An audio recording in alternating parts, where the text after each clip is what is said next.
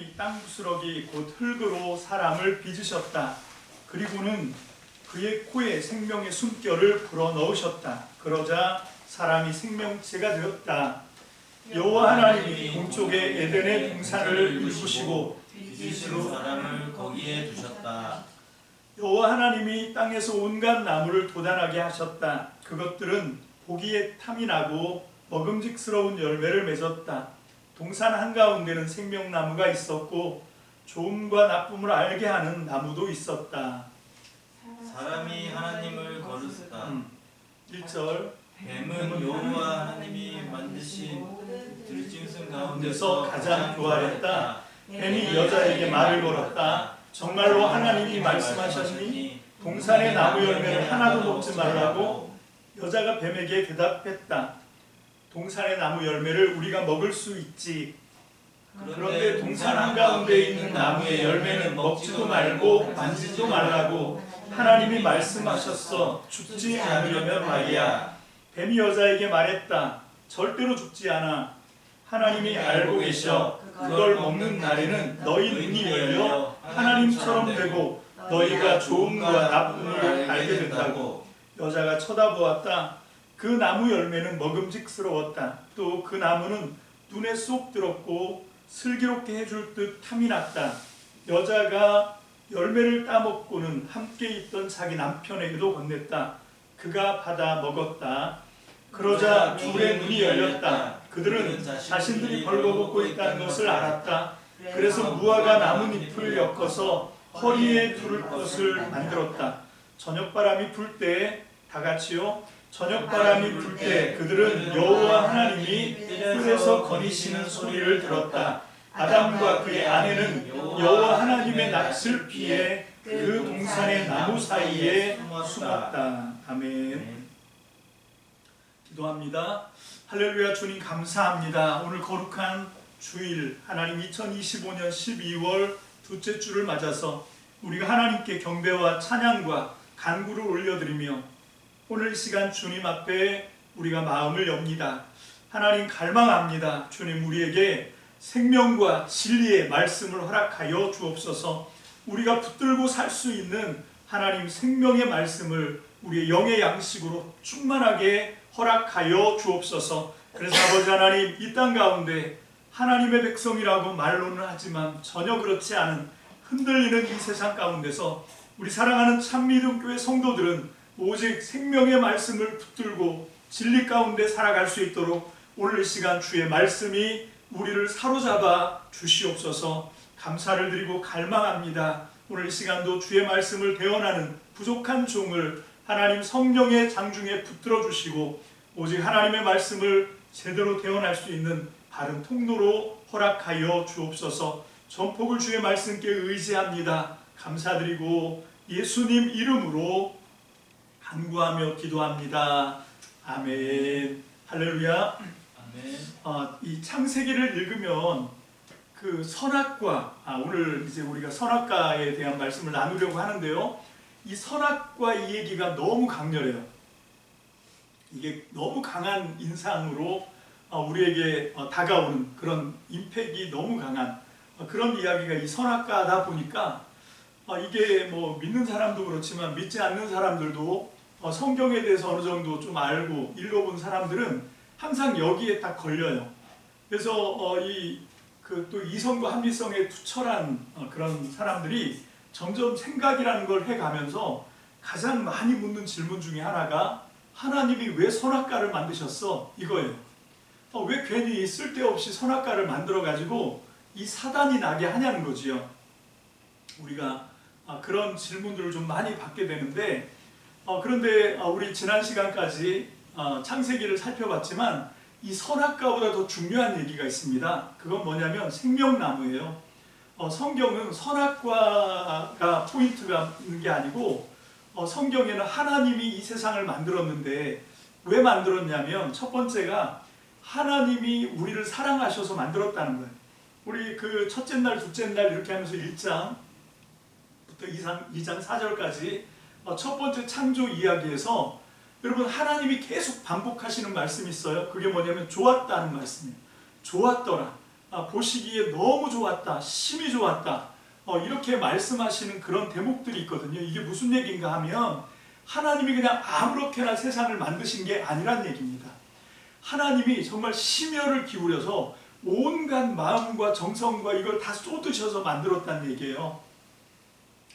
그 유명한 말씀이 제가 이제 지금부터는 이 성구 막 이렇게 안 하고 그렇게 하면 이게 좀 이야기가 안 돼서 안 올려드렸는데, 이 마태복음 22장 37절에 보면 그 예수님에게 어떤 사람들이 물어보거든요. 계명 중에 뭐가 제일 큽니까? 했을 때 예수님이 대답하신 말씀이 22장 37절 말씀이 마태복음, 제가 읽어봅니다. 이 새한글 성경으로 읽어보면 예수께서 이르시되 내 마음을 다하고 목숨을 다하고 뜻을 다하여 주 너희 하나님을 사랑하라 하셨으니. 여러분, 이게 예수님의 대답인데, 이 대답은 어디에 나오는 건가 하면 이거 개역개정이었네요. 새한글이 아니고, 새한글로 보면 너는 마음을 다하고 새한글 예수님이 대답하셨다. 주님 곧 그대 하나님을 사랑하라 온 마음과 온 정성과 온 의지로. 자, 이게 이제 새한글 성경이고요. 어쨌건 이런 대답을 하셨단 말입니다. 그런데 이게 그냥 예수님이 만들어 대답한 게 아니라 그 시대, 예수님 시대 때 성경이 신명기예요. 성경이 율법이고 또 예언서고 그 다음에 성문서고 이렇게 돼 있거든요. 이따가도 또 좀 자세하게 얘기하겠지만, 근데 아직까지 이 성경이, 구약 성경이 완성된 건 아니에요. 예수님이 사역하시던 그 30년보다 훨씬 더 뒤에, 언제냐면 60년이 더 지나가야 그때 비로소 우리가 지금 갖고 있는 그 성경 39권의 구약 성경이 그때 가서 이제 완전하게 이 형성이 되거든요. 그전에는 그냥 율법, 그 다음에 예언서, 이렇게 이제 있었고, 헬라 시대 때 굉장히 어려운 시간을 지냈는데, 그때 이제 시편과 뭐 에스더 이야기라든지 그런 여러 가지 이 욥기라든지 역대기 이런 말씀들이 이제 또 이렇게 틀을 갖춰가는 그런 시기였죠. 그렇게 해서 이제 예수님이 사역하시다가 떠나고 난 뒤에 60년 뒤인 91년에 얌리아라고 하는 곳에서 요하난 벤 자카이라고 하는 랍비에 의해서 그 제자들과 함께 만들어진 이게 구약 성경, 이 39권의 구약 성경을 그때 거기서 이제 완성을 하거든요. 이 히브리 성경으로는 24권입니다. 근데 우리가 갖고 있는 성경하고 똑같아요. 다만 이 사람들은 이 소선지서라고 하는, 우리가 호세아부터 시작해서 말라기까지 12개로 이렇게 나누어서 부르는 걸 그냥 한 권의 책, 12권 뭐 이렇게 해갖고 그냥 이걸 한 권으로 쳐요. 숫자가 확 주는 거죠. 그 다음에 이 뭐 느헤미야, 에스더, 이걸 우리는 따로 구분해서 하는데 이걸 합본해서 하나로 이렇게 보고요. 그 뭐 제일 유명한 건 사무엘 상하, 열왕기 상하, 역대기 상하 이런 거 그냥 딱 한 권씩 이렇게 해가지고 이제 24권이지만 내용은 우리가 갖고 있는 구약 성경 39권하고 다르지가 않습니다. 똑같은 그런 성경이 중요한 건 91년도에 이제 이게 완성이 된다는 거죠. 이 예수님 시대 때도 아직 그렇게 이제 이게 성경이고, 성경은 이렇게 세 파트, 어떤 파트냐면 율법, 그 다음에 예언, 그 다음에 성문서, 이렇게 세 파트로 완성되는 건 후대의 일이지만, 그때 이미 율법서는 완성됐고, 율법서는 언제부터 완성됐다고 보냐면 바벨론에서 포로로 돌아왔을 때, 그때가 이 사람들이 가장 성경을 절실하게 요청해야 되는 그런 시기였기 때문에, 그래서 예수님이 지금 이 율법에 들어있는 그 율법 중에도 가장, 이 유대인들은 가장 성경 중에 성경 하면 이 사람들이 딱 뽑는 말씀이 6장, 신명기 6장 4절부터 9절까지 말씀이에요. 들으라 이스라엘아 라고 하는 그 말씀이 나오는데, 그 파트, 그 안에 5절에 나와 있는 말씀이죠. 5절, 신명기 6장 5절 제가 한번 읽어봅니다. 여호와 그대 하나님을 사랑하도록 하십시오. 온 마음과 온 정성과 온 힘으로요. 자, 예수님은 뭐라고 대답하셨냐면, 예수님이 대답하셨다. 주님 곧 그대 하나님을 사랑하라. 온 마음과 온 정성과 온 의지로. 맨 마지막에 온 힘에서 온 의지로 바뀌었을 뿐이지 이게 똑같은 내용이죠. 똑같은 내용. 그러니까 신명기 6장 5절에 있는 말씀을 가져다가 대답을 한 거예요. 자, 지금 이 얘기를 왜 하는 건가 하면 여러분 우리 보고만 하나님을 이렇게 사랑하라고 그래요. 온 마음과 온 정성과 온 힘, 온 의지를 다 동원해서 하나님을 정말 죽을 만큼 사랑해라 이렇게 말씀을 하시려고 하면 먼저 하나님이 우리를 그렇게 사랑하셔야 되는 거죠. 사랑은 쌍방이거든요. 제가 어딜 가니까 그런 글귀가 있더라고요. 내가 누구를 사랑하는데 그 사람이 나를 사랑하는 게 기적이라는 거예요. 그죠? 이게 큐피트의 화살이라고 우리 좀 젊은 사람들이 이제 그런 얘기를 하는데 그리스 로마 신화에 보면 사랑의 화살을 쏜다 그러잖아요. 그게 잘못돼가지고 나는 저 사람을 사랑하는데 저 사람은 엉뚱하게 다른 사람을 좋아해. 뭐 이러면 굉장히 복잡한 삼각관계 뭐 이렇게 틀어지는 거예요. 근데 그게 아니라 내가 상대방을 사랑하는데 그 사람도 나를 똑같이 사랑을 해. 이거는 기적이다. 뭐 이런 말이 있더라고요. 근데 이거는 그냥 가만히 있어서 저절로 굴러 찾아오는 그런 기적이 아니라 제가 볼 때는 의지를 들여서 만들어 가야 되는 기적인 것 같아요. 여러분 사랑은 요한일서에 보면 하나님이 먼저 우리를 사랑하셨어요. 그게 먼저예요. 우리가 그 사랑을 받았기 때문에 우리가 거기에 대해서 반응하는 거거든요. 하나님이 먼저 그냥 우리를 아무렇게나 막 창조하시고 아무렇게나 만들어 놓고 그렇게 해놓고 우리 보고 온 마음과 온 정성과 온 힘을 다해서 온 의지를 다 들여서 사랑을 해라. 이거는 폭군이지요. 이거는 정말 그런 압제가 없는 거예요. 그런데 그게 아닙니다. 하나님이 먼저 창조하실 때부터 어떻게 하셨냐면 온 마음과 온 정성과 온 힘과 의지를 다 동원해서 이걸 만드셨다는 거예요. 그게 우리 봤던 만드시고 보시기에 좋았다. 좋았다. 계속 말씀하시는 거예요. 그만큼 정성 들여서 만들어 놓은 그 가장 핵심에 누가 있냐? 저와 여러분들이 있는 거죠. 우리 지난 시간에 배웠잖아요. 이게 내 뼈 중에 뼈고 내 살 중에 살이야 네가. 그 네가가 누구냐면 아담에게 하와지만 오늘 시간 저와 여러분들에게 동일하게 적용되는 말씀이다 라고 우리가 지난 시간에 함께 살펴본 바대로예요. 여러분 이게 이 성경 말씀에서 가장 중요한 핵심은 선악과가 아닙니다. 이 얘기를 지금 장황하게 하고 있는데 거기에 함정에 빠지시면 안 돼요. 근데 워낙에 또 선악과의 이야기가 강렬한 인상을 띠다 보니까 뭐 그쪽으로 자꾸 우리의 시선이 그쪽으로 가지만 그 전에 먼저 하나님은 이 세상을 얼마나 온 마음과 온 정성과 온 힘과 의지를 들여서 세상을 만드셨는지 거기에 우리가 그 마음을 좀 알아들여야 되거든요. 왜 그렇게 하셨냐? 사랑하기 위해서. 그렇게 우리를 온 마음과 온 정성과 온 힘을 다 들여서 온 의지를 다 동원해서 우리를 사랑하시는데 그게 로마서 8장에 보면 어떻게까지 하시냐면 자기 아들도 우리를 위해서 내어주시고 아끼지 않으셨어요. 아들까지 내어줄 정도로 하나님이 우리를 먼저 사랑하셨다는 거지. 그거를 아는 사람과 그거를 깨닫지 못하고 사는 사람의 차이는 어마어마하게 큰 겁니다. 여러분 저는 아무쪼록 여러분들이 정말로 이 하나님의 큰 사랑을 발견하게 되시기를 주님의 이름으로 축복합니다. 그 사랑을 발견하는 내용이 우리가 지금까지 읽었던 창세기 1장, 2장의 내용이에요. 자, 그리고 난 다음에 드디어 이 선악과가 나오죠. 이 선악을 알게 하는 나무, 여기 보면 좋음과 나쁨을 알게 하는 나무 이렇게 번역이 되고 있는데 자, 이 선악을 알게 하는 나무가 만들어지죠.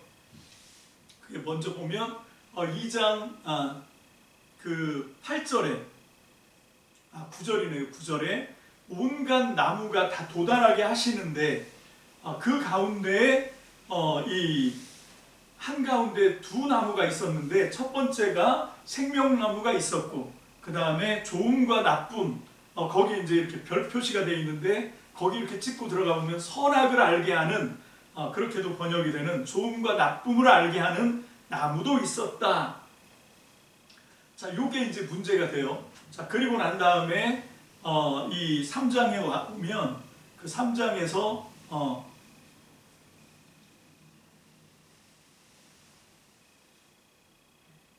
여러분들 성경에는 16절, 17절이 없죠? 이걸 제가 빼먹었나 보네. 아닌가요? 없어요. 예, 이걸 생략했네. 자, 거기도 이제 똑같이 그 선악을 알게 하는 나무의 내용이 들어있어요. 거기 굉장히 중요한 말씀인데 뭐냐면, 다른 건 다 먹어도 좋은데, 뭐예요?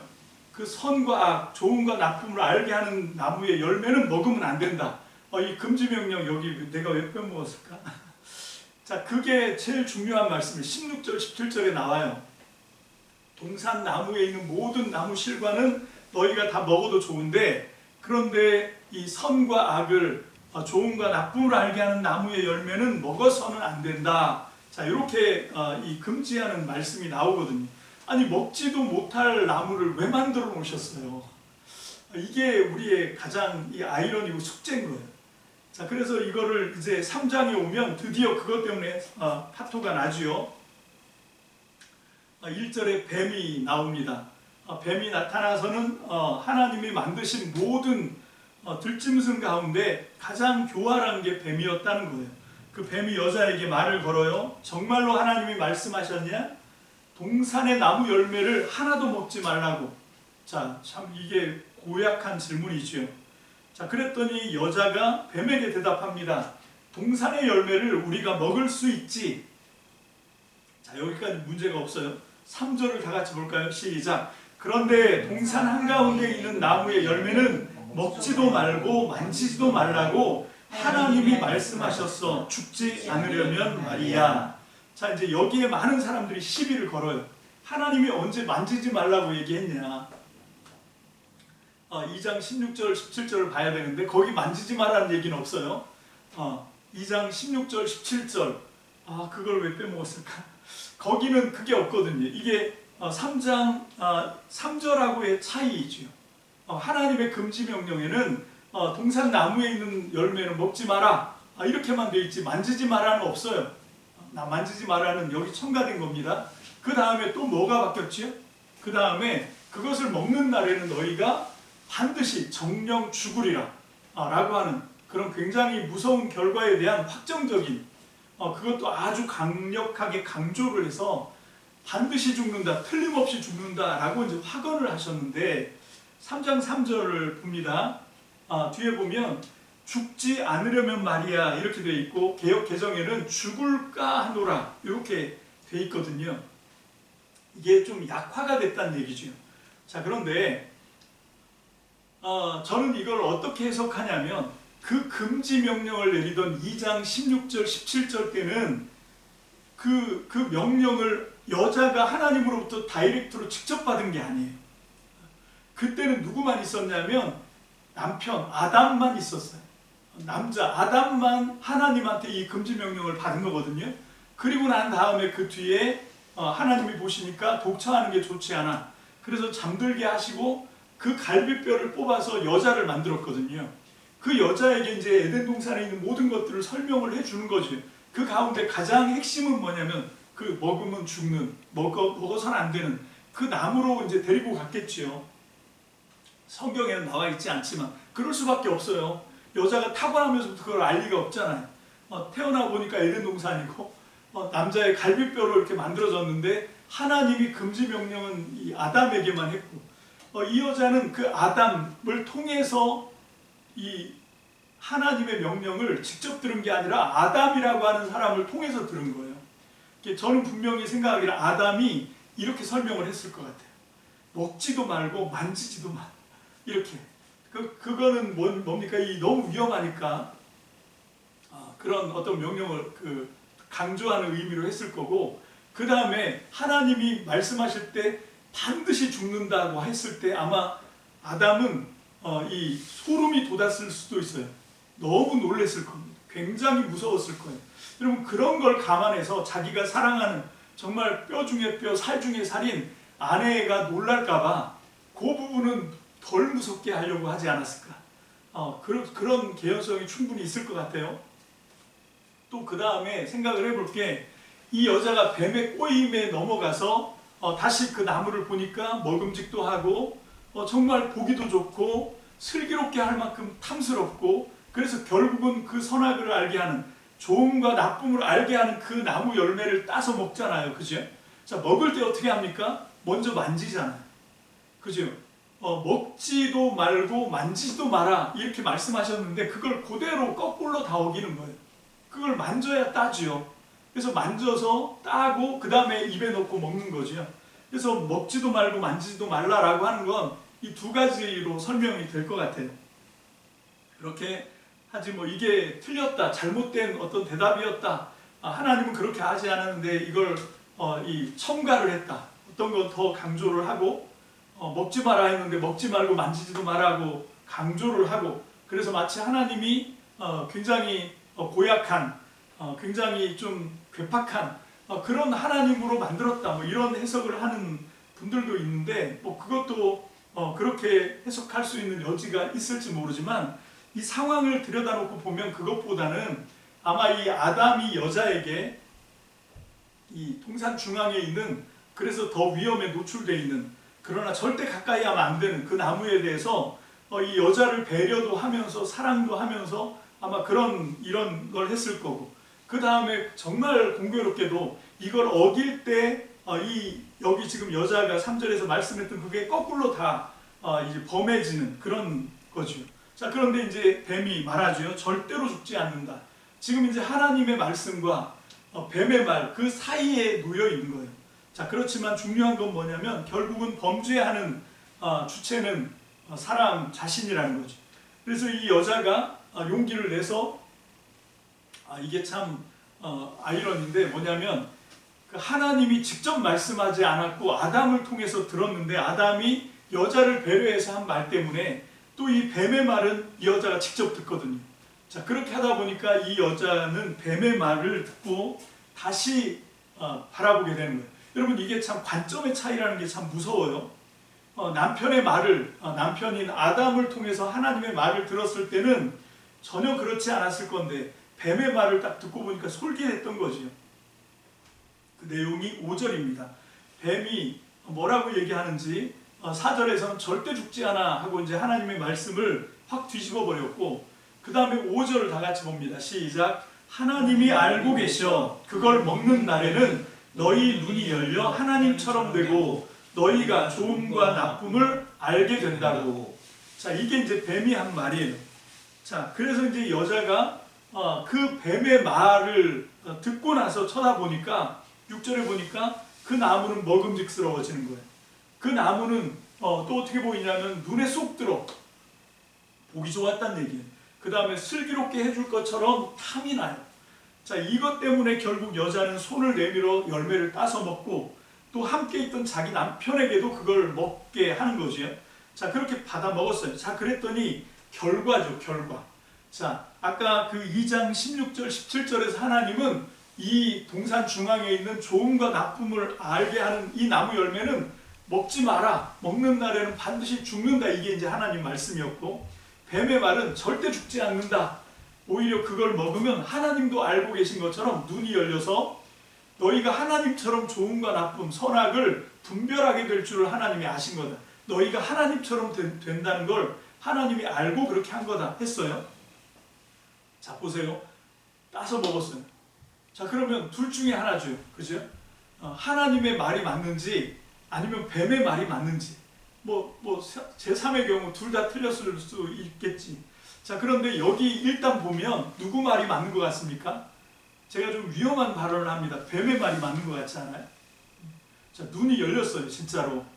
그래서 좋음과 나쁨을 구별할 수 있게 됐어요. 7절 봅니다. 시작. 그러자 둘의 눈이 열렸다. 그들은 자신들이 벌거벗고 있다는 것을 알았다. 그래서 무화과 나뭇잎을 엮어서 허리에 두를 것을 만들었다. 뱀의 말이 맞는 것 같지 않습니까? 좋음과 나쁨을 구분할 수 있는 능력이 생겼어요. 눈이 열렸다고. 그래서 자기들이 벌거벗고 있는 게 나쁘다고 생각을 했기 때문에 무화과 나뭇잎을 따다가 엮어서 앞을 가렸어요.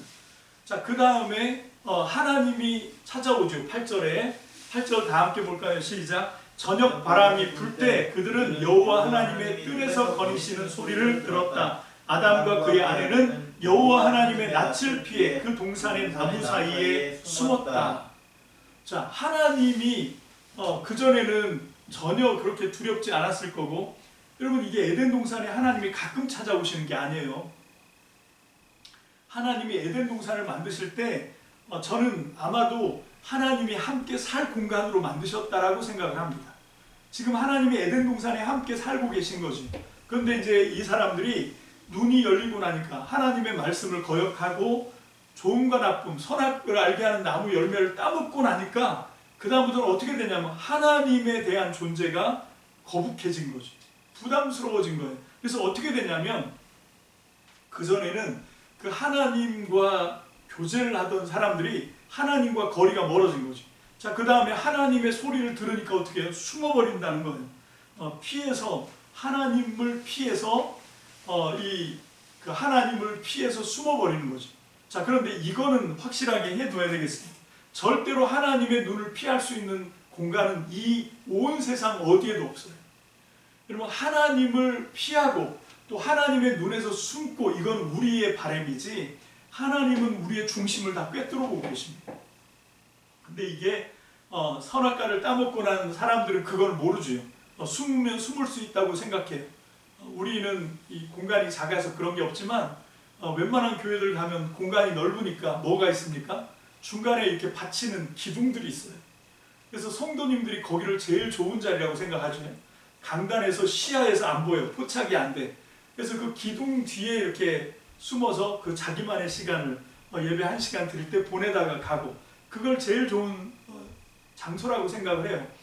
예배당은 그럴 수 있습니다. 사각지대가 있고 눈에 안 띄게 기둥 뒤에 숨을 수 있어요. 근데 하나님에게서는 피할 공간이 없어요. 그런 게 없다고.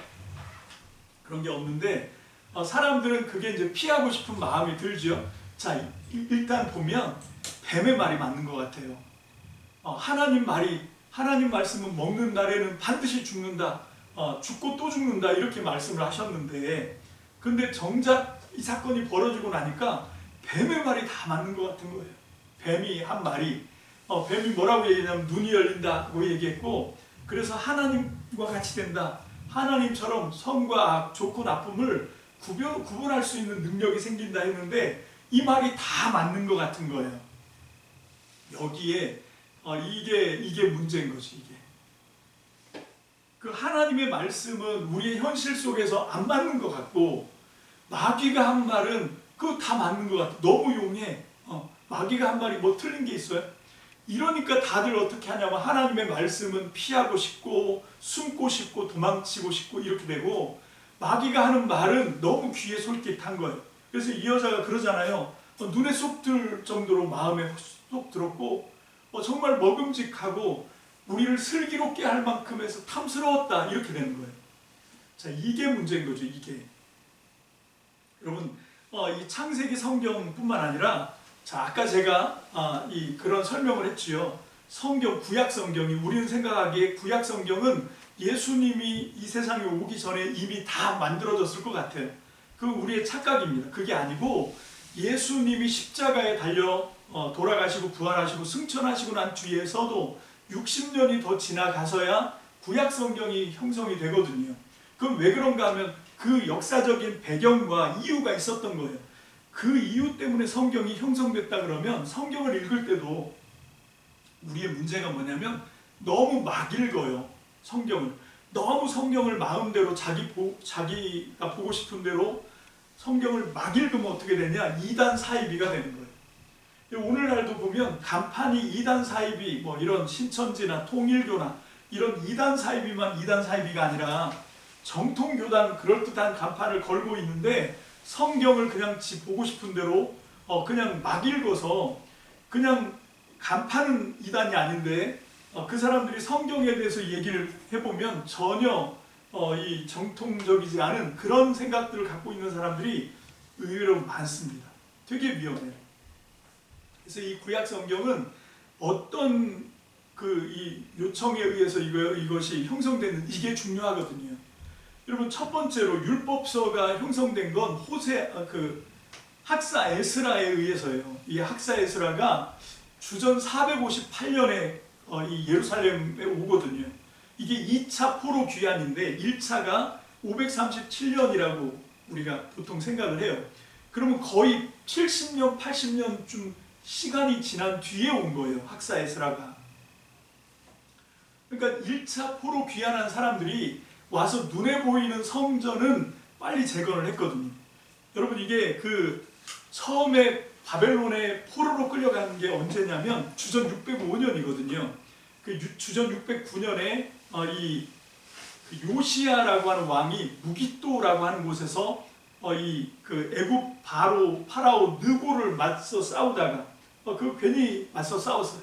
왜 그렇게 했냐면 그 이 아시리아가 멸망당할 것 같으니까 신바벨론에 의해서 아시리아가 지금 되게 위험한 상황이었거든요. 그래서 하란 성으로 이제 도망가서 거기서 마지막 고루에서 이제 싸우고 있었는데 그 이집트의 파라오 느고는 누구 편이었냐면 바벨론 편이 아니라 아수르 편이었어요. 아수르에게 정복을 당했거든요. 그래서 이 아수르를 도와주려고 군대를 이끌고 이제 올라가고 있었어요. 이게 길가미스라고 하는 곳에서 이제 전투를 하는 이야기인데, 그래서 군대를 끌고 올라가니까 이 요시야는 아수르가 망하기를 바랬거든요. 그래서 이 아시리아를 도와주러 가는 파라오 느고를 막아선 거예요. 그게 이제 무깃도 전투거든요. 거기서 이제 그 파라오 느고와 맞서 싸우다가 누군가 궁수가 쏜 화살에 맞아서 요시야가 거기서 요절을 해요. 젊은 나이에. 그래서 굉장히 이 그 성전도 다시 재건하고 여러 산당들도 다 회파를 하고 절기나 말씀이나 이런 것들을 특히 신명기 말씀을 찾아서 그 말씀을 중심으로 해서 부흥운동을 일으키다가 이 요시야가 거기서 정말 비통하게 생을 마감하는 바람에 굉장히 큰 슬픔이 찾아오죠. 자, 그러고 나서 이제 이 누구냐면 그 파라오 느고가 올라갔는데 늦었어. 갔더니 이미 아수르가 멸망을 해요. 그게 609년이거든요. 아수르를 돕지 못하고 이제 도로 내려오다가 다시 예루살렘에 들어갔더니 그 요시야의 아들인 여호아하스가 왕을 하고 있는 거예요. 그게 역대기에 나오는 얘기죠. 요시야가 왕인데 그 왕을 이 역대기 11기에 다 나옵니다. 그 요시야를 폐위를 시키고 여호아하스를 폐위시키고 그 동생인 여호야김이라고 하는 그 왕을 거기 왕으로 세워요. 그리고 나서 한 4년쯤 지난 605년에 다시 이제 길가미스로 파라오 느고가 전쟁을 하러 올라가요. 신바벨론하고 올라가서 이집트가 패하죠. 그리고 난 다음에 그 여세를 몰아서 이 바벨론 그 바벨론 신바벨론인데 바빌론 느부갓네살이라고 하는 왕이 내려와서 곧바로 이제 그 예루살렘을 함락을 시킵니다. 함락을 시키고 거기서 이제 1차 포로로 끌고 가는 여호야김하고 왕이죠. 그 왕은 이제 죽었어요. 느부갓네살이 온다는 얘기를 듣고 왕은 죽었는데 그 아들 여호야긴이 왕이었는데 와서 예루살렘을 정복하고 그리고 이제 거기 있는 사람들을 포로로 끌고 갑니다. 갔는데 그리고 나서 597년에 다시 이 이집트와 붙어서 바벨론에게 저항을 하는 그것 때문에 올라와서 그때 이제 여호야긴이 597년에 포로로 끌려가죠. 그때 다니엘도 포로로 끌려가고요. 이게 이제 2차 포로 597년 그리고 맨 마지막에 586년 이제 결국은 예루살렘이 함락을 당하고 성전이 파괴가 되고 그게 이 아부월 9일 이게 참 공교롭게도 로마에게 망할 때도 아부월 9일날 성전이 무너지는데 바벨론 때도 똑같이 아부월 이게 아부월이 우리로 얘기하면 7월 중순에서 8월 중순인데 뭐 우리 쉽게 그냥 8월 9일 이렇게 얘기할 수 있어요. 자, 그게 이 성전이 파괴된 날이에요. 그래서 성전이 무너지고 그 다음에 바벨론으로 포로로 끌려갑니다. 그렇게 된 게 3차 포로예요. 자, 무슨 얘기를 하고 싶으냐면 우리가 소위 말해서 70년 포로 생활 이렇게 얘기하는데 시간이 70년이 안 맞거든요. 이게 605년에 포로로 끌려갔어도 537년에 오면 68년밖에 안 돼요. 근데 왜 이 2년을 더 붙여서 70년 포로 생활이라고 할까? 그거에 뭐 그냥 반올림해서 그럴 수 있지. 뭐 이렇게도 생각이 되지만 또 한 가지 관점이 있는데 그건 뭔가 하면 성전이 파괴됐다가 제2성전 수룹바벨 여호수아에 의해서 세워진 제2성전이 언제 세워지냐면 516년에 세워집니다. 아까 518년에 무너졌다가 516년에 세워지니까 요게 딱 70년. 그걸 갖다가 이제 붙여서 70년 포로 이렇게 얘기하는데 그건 성전이 없던 시간이잖아요. 그래서 좀 저는 그게 억지 같은 생각이 있어요. 그냥 저는 68년인데 그냥 계산하기 힘든 사람들이 그냥 70년이라고 하자 이렇게 붙인 거 아닌가? 뭐 그건 중요하지 않고 여러분 이 사람들이 그렇게 포로로 끌려갔다 왔거든요. 와서 70년 동안 성전이 무너져 있던 거를 70년 만에 이 제2성전으로 건립을 해요. 근데 성전은 눈에 보이는 성전은 세웠는데 문제는 뭐냐면 눈에 보이지 않는 무너진 믿음, 이건 회복이 안 되는 거지. 이걸 어떻게 회복을 할까? 그때 있던 게 그 사람들은 성전만 다시 재건하면 믿음도 눈에 보이지 않는 믿음도 세워질 거라고 생각을 했어요. 근데 알고 봤더니 그게 아니었던 거예요. 모세를 통해서 하나님 주셨던 율법 말씀, 이 말씀의 정신에서 우리가 너무 멀리 떨어져 살고 있었던 거죠. 그거를 포로기에서 사람들이 깨달았고 그래서 이 운동이 일어났던 거죠. 성경운동. 그래서 이 사람들이 성경을 모아서 율법을 완성한 다음에 그 율법서를 들고 올라온 사람이 누구냐? 학사에스라예요. 그래서 올라와서 그게 느헤미야 8장에 보면 수문 앞에서 광장에서 사람들을 다 모아서 세워놓고 하루 종일 하나님의 말씀을 들려줍니다. 그럼 저녁에 집에 가서 밤새 우는 거예요. 통곡하고 회개하고. 그 다음에 아침에 또 모이면 또 그냥 떼학볕 때 다 세워놓고 율법 말씀을 뭐 설명 같은 거 이야기로 하는 게 아니라 그냥 율법서를 쫙 읽어주는 거예요. 창세기, 출애굽기, 레위기, 민수기, 신명기 말씀을 쫙 읽어주면 사람들이 듣고 옷을 찢고 마음을 찢고 통회하고 자복하고 회개하고 그런 운동이 수문 앞에서 일어났던 거죠. 여러분 그러면서 이제 말씀을 중심으로 사람들이 믿음이 고치되고 세워지는 거거든요. 그렇게 해서 거기서 바리새인이 나오고 율법에 목숨을 거는 그런 일들이 나온 거예요. 그게 구약 성경입니다. 자, 그러니까 무슨 얘기냐? 그 호세아 때부터 그 다음에 로마에게 성전이 멸망당할 때도 그때 이 요하난 벤 자카이라는 랍비가 선택을 해야 했던 거예요. 성경을 포기하고 나라를 붙들 거냐 아니면 나라를 포기하고라도 성경을 완성시켜야 되냐 이 기로에 서 있던 거예요. 그때 요하난 벤 자카이는 그냥 고민도 하지 않고 나라를 팔아먹어서라도 성경을 지켜낸 거예요. 그게 구약 성경의 완성을 본 거죠. 70년 또 똑같이 아부월 9일날 그래서 이게 이 이스라엘의 성전 파괴일이 겹쳐지는 거예요. 주 70년 8월 9일날 똑같이 또 성전이 로마에 의해서 파괴될 때 그 일에 앞잡이 노릇을 한 게 이 얌니아로 갔던 이 요하난 벤 자카이와 그의 제자들이에요. 이 사람들이 나라를 팔아먹고 그리고 나서 얻은 그 기회를 갖고 성경을 완성한 거거든요. 왜 그렇게 했냐? 이 성경 말씀으로 돌아가지 않으면 비록 나라 꼴을 갖고 있다 하더라도 망한다는 거예요. 그래서 이 사람들은 하나님의 말씀을 붙들어야 진짜 하나님 나라가 세워질 거다라고 하는 그런 확신이 있었던 거예요. 여러분 그런 결단으로 기록했던 것들을 모아서 형성한 게 구약 성경이거든요. 자, 그럼 우리는 이 구약 성경을 어떻게 읽어야 되냐? 그 관점으로 봐야 된다는 거죠. 여러분 이 창세기에 있는 내용, 여기 선악과에 있는 내용도 뭐냐면 결국은 결론으로 이제 말씀을 드립니다.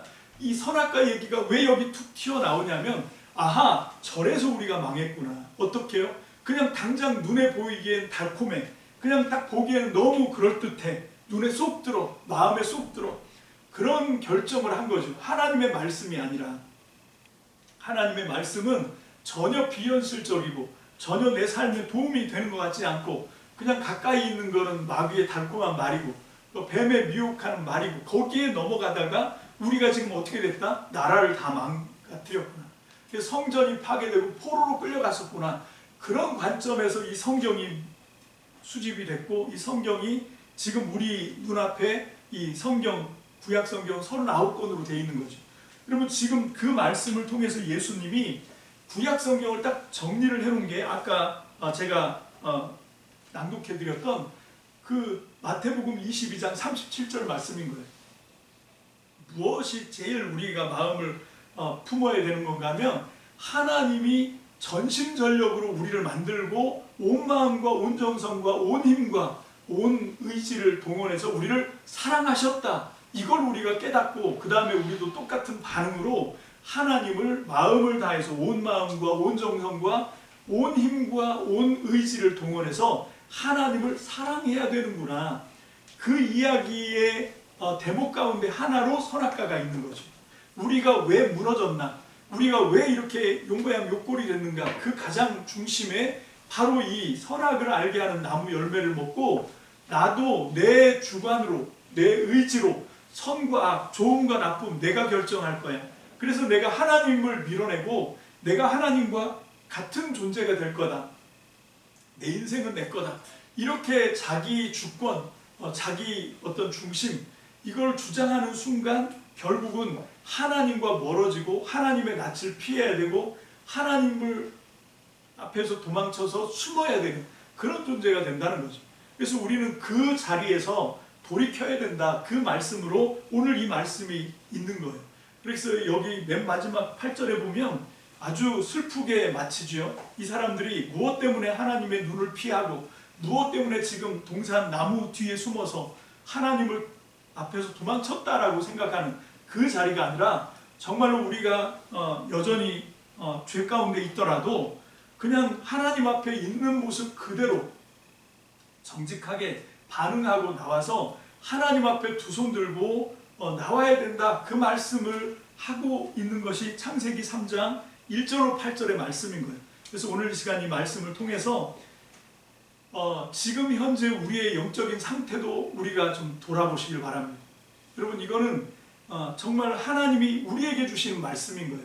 이스라엘 백성들을 통해서 우리가 어떻게 하면 하나님을 가까이 할 수 있을까? 어떻게 하면 하나님을 기뻐할 수 있을까? 여러분 이 경쟁을 해야 되는 거죠. 그게 아니라 그냥 자기가 편한 대로 자기 하고 싶은 대로 자기 마음에 드는 대로 살다가 보면 결국은 하나님 앞에 도망쳐야 되는, 그리고 이 하나님 앞에 도망치는 정도가 아니라 하나님이 이제 쫓아오시면서 우리의 모든 것들을 다 털어가시는, 그래서 결국 이스라엘 하나님이 뽑아 세우신 하나님 나라 백성들도 나라를 다 잃어버리고 만국의 포로로 끌려갔다 오고 그러면서도 신앙이 회복이 안 돼서 고민할 수밖에 없게 되는 그런 처참한, 그런 아주 비참한 그런 상태가 될 수 있다라고 하는 것, 여러분 우리가 미리 깨닫고 정말 우리는 이 시대 가운데 하나님의 백성으로 선택받는 사람들입니다. 그렇다고 한다면 우리가 어떤 삶을 살아야 하는가? 그냥 눈에 보이기에 좋은 떡 이런 거 취하고 먹고 그렇게 사는 것이 아니라 하나님의 입에서 나오는 말씀에 우리의 모든 삶을 온 마음과 온 정성과 온 힘을 다 들여서 하나님의 말씀에 우리의 삶을 세우시는 저와 여러분들 되시길, 그 믿음의 반석 위에 하나님의 말씀 반석 위에 우리의 삶을 한 층 한 층 쌓아가는 그런 믿음의 사람들이 되시기를 주님의 이름으로 축복합니다. 기도합시다.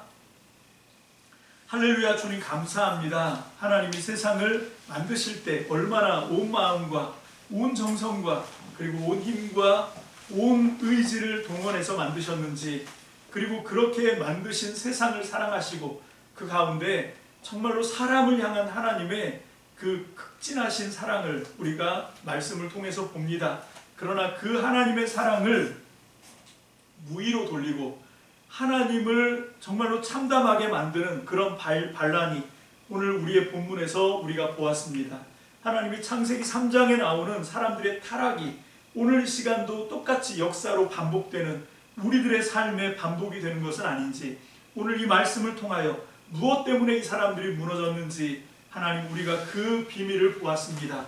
하나님 우리가 정말로 하나님의 말씀보다 우리의 판단을 먼저 앞세우지 않도록, 교만하지 않도록 늘 하나님의 말씀을 우리의 삶의 표대로 삼게 하시고 기준으로 삼게 하시고 그 하나님의 말씀을 더 온 마음과 정성을 다하여 사모하는 저와 우리 참믿음 모든 성도들이 다 되게 주님 축복해 주시옵소서. 말씀을 통해서 우리가 하나님께 나아가고 말씀을 통해서 이 세상 죄악 가운데서 빼어낸 하나님의 백성으로 우뚝 선다는 것을 우리가 분명히 깨닫게 하시고, 지금 당장은 하나님의 말씀이 너무 멀리 있는 것 같고 지금 당장은 그 말씀이 내 현실과 너무 동떨어진 것 같은 그런 감정이 들 때에도 하나님 주의 말씀을 더욱더 사모하고 붙드는 저와 우리 참믿음 모든 성도들이 되어서 그 말씀을 향한 우리의 열정이 이 세상을 바꾸는 하나님 새로운 하나님의 나라를 만들어가는 놀라운 전환점이 될 수 있도록 주님 우리를 사용하여 주시옵소서. 감사를 드립니다. 축복합니다. 예수님 이름으로 감사하며 기도합니다. 아멘. 다 자리에서